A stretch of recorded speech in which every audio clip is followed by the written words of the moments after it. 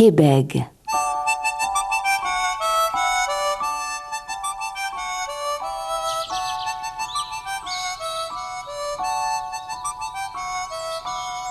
Il était une fois un petit veau pas plus grand qu'un poulet, avec des yeux noirs et un museau tout doux. Une clochette pendait à son cou en faisant ding ding, ding ding. Il habitait au pays des fées, mais de temps en temps, il allait courir dans les champs avec les veaux des autres fermes. Il s'appelait Québec. Un jour, un fermier aperçut Québec dans son champ et hop, il le mit dans sa musette. « Je le donnerai à ma petite fille pour qu'elle joue avec lui », se dit-il. Lorsqu'il arriva chez lui, il sortit Québec de sa musette. Jeannette, sa petite fille, applaudit des deux mains. Elle donna du lait au petit veau et le mit dans un clapier qui ne servait plus.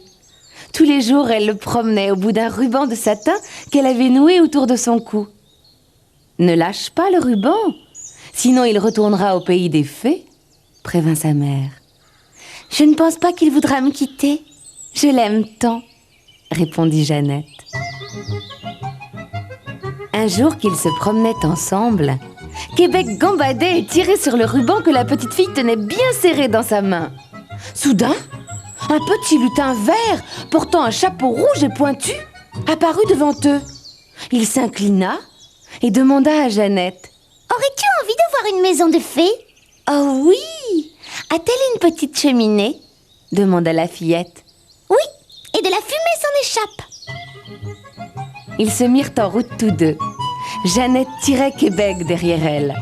Ils atteignirent enfin un bosquet de roseaux.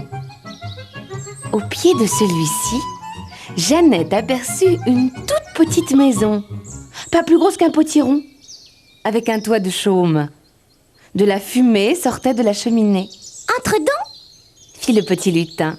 « Mais je suis trop grande et la maison est beaucoup trop petite !» s'exclama Jeannette. Alors, la maison grandit, et la petite fille put bientôt entrer par la porte. Elle était si excitée qu'elle laissa échapper le ruban et Québec resta dehors. Quand le soir tomba, les parents de Jeannette, inquiets de ne pas la voir rentrer, partirent à sa recherche. Ils entendirent la clochette de Québec. Marchant dans cette direction, ils arrivèrent devant le bosquet de roseaux où Jeannette avait rencontré le petit lutin vert au chapeau rouge. Ils trouvèrent leur fille endormie à côté d'une lanterne en forme de potiron. C'était tout ce qui restait de la petite maison de fées. Le père prit Jeannette endormie dans ses bras, la ramena chez eux et la déposa dans son lit. Elle dormit jusqu'au lendemain matin.